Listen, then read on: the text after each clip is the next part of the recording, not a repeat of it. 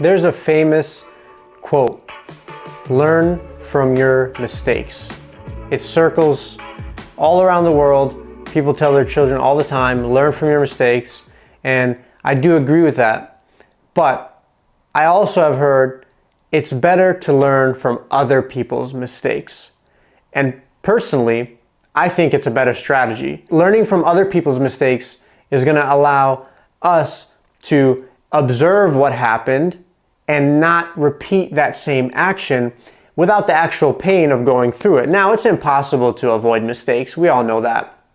However, if you can minimize them, you're going to have an advantage in life. Now, it's impossible to completely avoid mistakes. At the same time, if you can minimize the amount of mistakes you make, then you're going to have a really big advantage in life. In Proverbs chapter 7, again, we have the writer talking about a young man and an adulterous woman, and he's setting the stage on essentially this young man about to make a big mistake. However, I don't want to focus on the action that this young man was about to take and the story of the adulterous woman trying to get the young man. I'm going to take a little bit of a different perspective and zoom out on this proverb. Let's start at verse 6 today and go down to verse 9. Here the writer of the proverb is giving you a scene. Just picture this in your mind. At the window of my house, I looked down through the lattice. I saw among the simple. I noticed among the young men a youth who had no sense. He was going down the street near her corner, walking along in the direction of her house. I can see the whole scene in my mind. You have the writer looking through his window. He's on his lattice. He's watching a bunch of young men. He's watching a bunch of young women. He's seeing people out on the streets. And he's just tracking one of these guys. And he's tracking another woman. And he's seeing a problem happen. He's probably thinking to himself, I can see what's about to happen. Just turn around, stop going in that direction. You're going to be safe.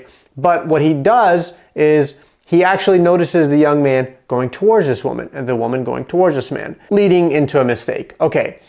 We're not here to talk about adultery today. What we are here to talk about is how can we use that principle of observation, observing people's lives, observing the world, noticing what's not working, and just not duplicating that in our lives. I'm sure the writer looked at this scenario and said, dang, thank God it's not me down there.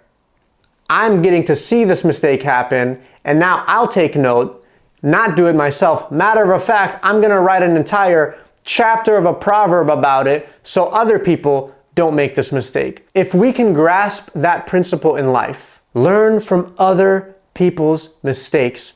As I said at the beginning of the video, it's not going to be perfect. You're going to mess up. Everybody does. Unless you're Jesus, you're going to mess up. The next thing that we can do is minimize the mistakes we make and try to find a way to observe other people's lives. Now, what I'm not saying is to be judgmental or to criticize other people or to even point out people's mistakes. Don't do that. Just internalize it. If you see a scenario happening at work where somebody gets reprimanded for a certain action, well, take note of that and say, oh, well, obviously my boss doesn't like X, Y, and Z, so guess what? I will not do X, Y, and Z because it didn't end up favorably for that coworker. That's just one example. But let's use that principle going forward. Remember, it's great to learn from your mistakes. It's even better to learn from other people's mistakes. That was a principle from Proverbs chapter 7. Let me know in the comments below if you agree, if you disagree, if you wanted to add something to that, and we can have a conversation about it. Go ahead and like this video right now. And also consider subscribing if you want more content just like this. Share this with a friend, and I'll see you tomorrow for Proverbs chapter 8. Can't wait to get into it.